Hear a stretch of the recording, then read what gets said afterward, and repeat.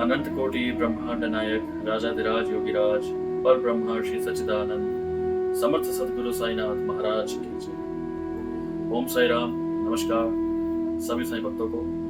मैं साईं करण शर्मा आप सभी का स्वागत करता हूं बाबा के YouTube चैनल एहसास से साईं पर। आज एपिसोड 15 यानी कि जो आज मैं अगली लीला आप सभी से शेयर करने जा रहा हूं वो बहुत ही प्यारी लीला है बाबा की, कि बाबा ने अपने वचन कैसे सत्य किए, बाबा ने कैसे अपने वचन निभाए।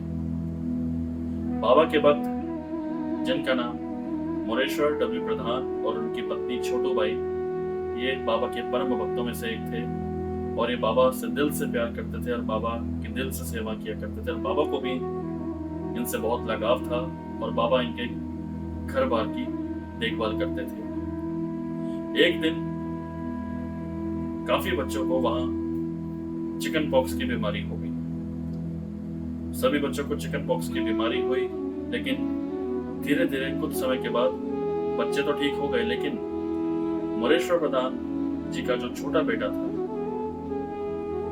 वो चिकन पॉक्स से ठीक नहीं हो पाया और उसकी बीमारी बहुत ही सीरियस कंडीशन में चली गई, क्योंकि वो बहुत ही ज्यादा वीक था, कमजोर था। तो मोरेश्वर प्रधान और उनकी पत्नी छोटू बाई अपने छोटे बेटे को डॉक्टर के पास लेकर आई, लेकिन डॉक्टर ने हाथ खड़े कर दिया और उन्होंने कहा कि हम रिकवर नहीं कर पाएंगे। तो जब वो अपने बेटे को घर पे ले आए तो अपने बेटे को वो बहुत प्यार करते थे और बहुत प्यार देते भी थे, लेकिन उनके अंदर ये डर था कि कहीं उनके बेटे को कुछ हो ना जाए और उन्होंने बाबा का नाम जाप करना शुरू कर दिया कंटिन्यूसली।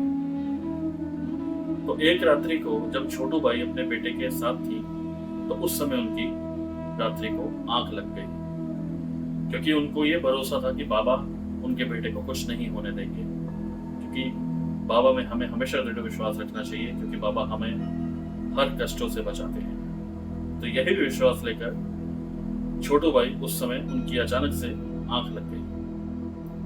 जब वो सो गई तो उनको बाबा सपने में दिखाई दिए और बाबा ने उनको सपने में ये वचन दिए कि ये सब क्या है। ये बाबा ने कहा कि ये सब क्या है, तुम्हारे बेटे को कुछ भी नहीं हुआ है। तुम्हारा बेटा सुबह के ठीक 6:30 बजे उठेगा और कुछ खाने को मांगेगा और जो वो मांगेगा तुम उसको ला कर दोगे। बस बाबा ने इतना कहा और इतने में ही छोटू बाई की नींद खुल गई।